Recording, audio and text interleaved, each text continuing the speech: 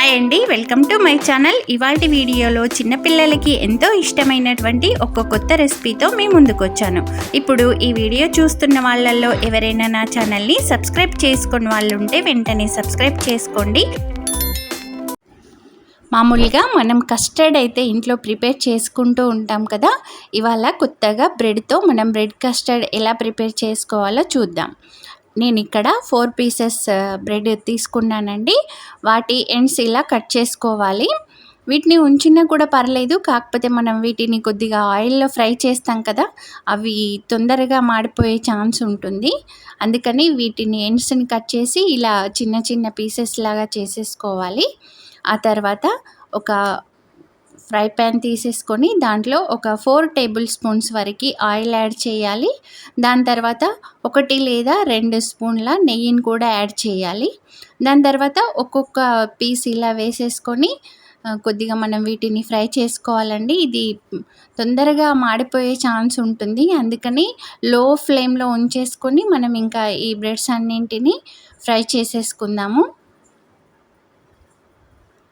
ఇందులో నెయ్యి మొత్తం ఆప్షనల్ అండి. మీకు ఇష్టం ఉంటే వేసుకోండి, లేదంటే స్కిప్ చేయొచ్చు. బట్ ఏంటంటే నెయ్యి వేసారనుకోండి, ఈ బ్రెడ్స్ అనేవి చాలా టేస్టీగా వస్తాయి. ఇలా చూడండి, ఒక సైడ్ ఫ్రై అయ్యాక మళ్ళీ ఇంకొక సైడ్ ఇలా ఫ్రై చేసేసుకోవాలి. ఇవి తొందరగానే ఫ్రై అయిపోతాయి, ఎక్కువ టైం పట్టదండి. 2 to 3 మినిట్స్లో ఈ బ్రెడ్స్ అన్నీ కూడా ఫ్రై అవుతాయి. వీటిని ఇప్పుడు ఇంకొక ప్లేట్లోకి మనం ట్రాన్స్ఫర్ చేసేసుకుందాం. ఇవి ఆయిల్ని ఎక్కువగా పట్టేసుకోవు.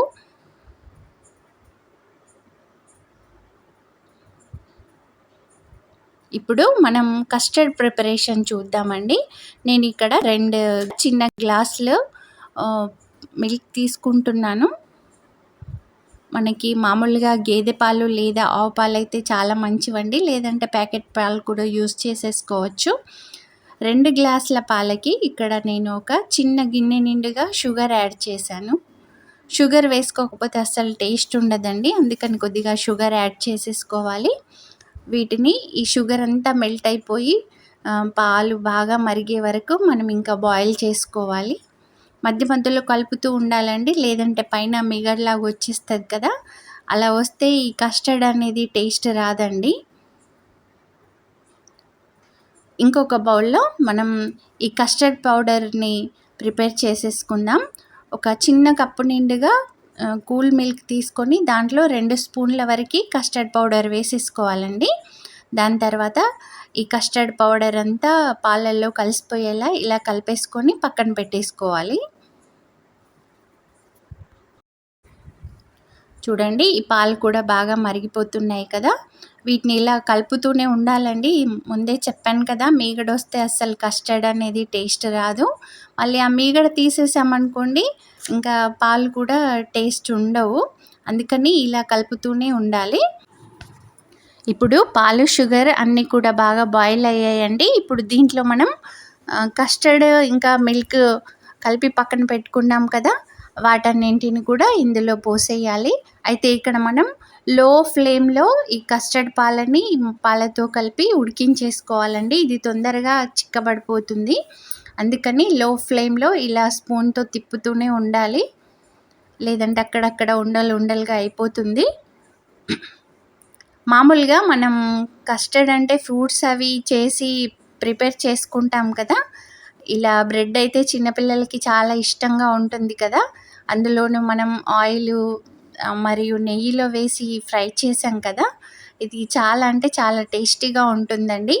మనం నెయ్యిలో ఫ్రై చేసాం కదా, ఆ బ్రెడ్ అనేది చాలా క్రిస్పీగా అయిపోతుంది. అందుకని ఇది కొత్తగా ఉంటుందని ఇలా ప్రిపేర్ చేస్తున్నాను. ఇంకా మనకి ఈ పాలు కూడా చిక్కబడిపోతున్నాయి, కస్టర్డ్ అనేది దగ్గరకు వచ్చేస్తుంది. చూడండి, ఇక్కడ థిక్గా అయిపోయింది. ఇంకొక 1 or 2 మినిట్స్లో మన కస్టర్డ్ పాలు రెడీ అయిపోతాయండి. మీరు దీంట్లో ఇలాచీ పౌడర్, లేదంటే మీకు సాఫ్రాన్ అట్లాంటిది అవైలబుల్ ఉంటే అది కూడా యాడ్ చేసేసుకోవచ్చు. నేను ఇక్కడ ఏమీ వేయట్లేదండి, మామూలుగా పాలు, షుగరు ఇంకా కస్టర్డ్ పౌడర్తోనే ఇంకా కస్టర్డ్ అనేది ప్రిపేర్ చేస్తున్నాను. ఇదిగో చూడండి, థిక్ అవుతుంది. దీంట్లో ఎక్కువగా షుగర్ వేయకూడదండి. మీరు షుగర్ ప్లేస్లో ఇక్కడ బెల్లాన్ని కూడా యూజ్ చేయొచ్చు. కాకపోతే షుగర్ వేస్తేనే చాలా టేస్టీగా వచ్చేస్తుంది. ఇంకా మనకి కస్టర్డ్ అయితే రెడీ అయిపోయింది. ఇంకా మనం స్టవ్ ఆఫ్ చేసేసుకుందాం. ఇప్పుడు మనం ముందుగా ఫ్రై చేసుకున్న బ్రెడ్ పీసెస్ ఉన్నాయి కదా, వాటన్నింటి కూడా కొన్నింటిని బౌల్లో వేసేసుకొని ఇలా కొద్దిగా కస్టర్డ్ పాలు పోసేసుకుందాం. దానిపైన డ్రై ఫ్రూట్స్ అవి కొన్ని వేసేసుకొని ఆ తర్వాత మిగిలిన బ్రెడ్ పీసెస్ అన్నింటినీ కూడా వీటిపైన అరేంజ్ చేసుకోవాలండి. దాని తర్వాత మిగతా కస్టర్డ్ పాలన్నీ కూడా ఇలా వేసేసుకోవాలి.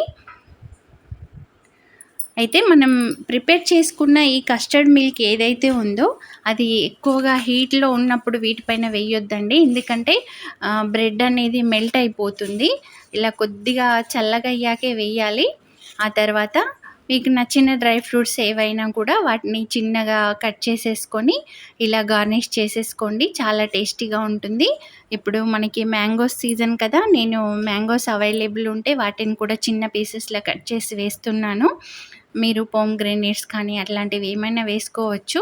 బట్ ఎక్కువ ఫ్రూట్స్ యాడ్ చేయకండి, ఎందుకంటే అది ఫ్రూట్ కస్టర్డ్ అయిపోతుంది. మనం చేసేది బ్రెడ్ కస్టర్డ్ కదా, ఏదైనా ఒక ఫ్రూట్ అది కూడా ఆప్షనల్, వేస్తే వేసుకోవచ్చు లేదంటే లేదు. ఇదిగో చూడండి, ఈ బ్రెడ్ అనేది క్రిస్పీగా ఉంది కదా, ఆ బ్రెడ్ క్రిస్పీనెస్, డ్రై ఫ్రూట్స్, ఈ కస్టర్డ్ ఇదంతా కూడా చాలా అంటే చాలా బాగుందండి. మీరు కూడా ఈ స్టైల్లో బ్రెడ్ కస్టర్డ్ ప్రిపేర్ చేసి పెట్టండి. పిల్లలు చాలా ఇష్టంగా తింటారండి. ఇది చాలా తక్కువ టైంలో కూడా మనకి ప్రిపేర్ అయిపోతుంది. ఎక్కువ టైం ఏం తీసుకోదు. ఎప్పుడైనా గెస్టులు వచ్చినా కూడా మీరు అప్పటికప్పుడు ఈ బ్రెడ్ కస్టర్డ్ అనేది ప్రిపేర్ చేసేయచ్చు. చాలా డిఫరెంట్గా కూడా ఉంటుంది. ఇదండి బ్రెడ్ కస్టర్డ్ యొక్క ప్రిపరేషన్. మీకు గనక ఈ వీడియో నచ్చినట్లయితే లైక్ చేయండి, మరికొంతమందికి షేర్ చేయండి.